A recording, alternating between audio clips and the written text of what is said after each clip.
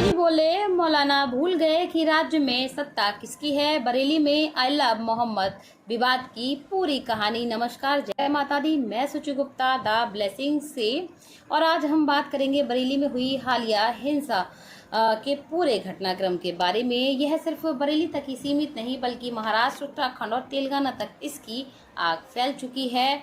उत्तर प्रदेश के मुख्यमंत्री योगी आदित्यनाथ ने बरेली में हुई हिंसा पर कड़ा बयान दिया। उन्होंने साफ कहा कि मौलाना भूल गए हैं कि राज्य में सत्ता किसकी है। सुनिएगा।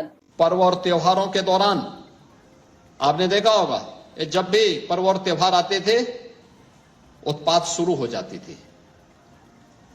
अब उत्पातियों और उपद्रवियों को पता लगेगा कि 7 पीढ़ियां याद आएंगी उनको,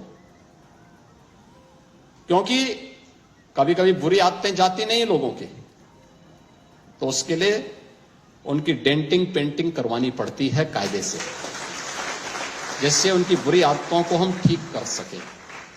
और यही डेंटिंग पेंटिंग आपने देखा होगा कल बरेली के अंदर, वो मौलाना भूल गया कि शासन किसका है।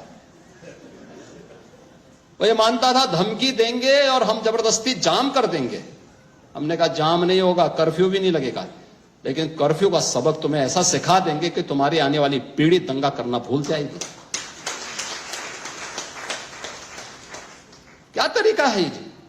आप सिस्टम को ब्लॉक करना चाहते हैं।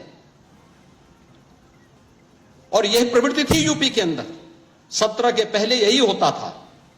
और हम इसी बात को कह सकते हैं कि 17 के बाद हमने कर्फ्यू भी नहीं लगने दिया, लेकिन ऐसे बैरियर को चुन चुन करके वे जिस प्रकार की भाषा को समझते थे उस प्रकार की भाषा से उनको समझा करके उसको उसकी सजा दिलाने का काम भी किया है। और उत्तर प्रदेश की ग्रोथ स्टोरी यहीं से शुरू होती है। आपको बताते चले, यह पूरा मामला 4 सितंबर को कानपुर से शुरू हुआ। जुलूस के दौरान प्रशासन की अनुमति के बिना आई लव मोहम्मद का बैनर और टेंट लगाया गया, जो कि नियमों का उल्लंघन था। 9 सितंबर को केस दर्ज हुआ, लेकिन कई नेताओं ने इसे धर्म का मुद्दा बना दिया और जानबूझकर हिंसा फैलाने का काम किया।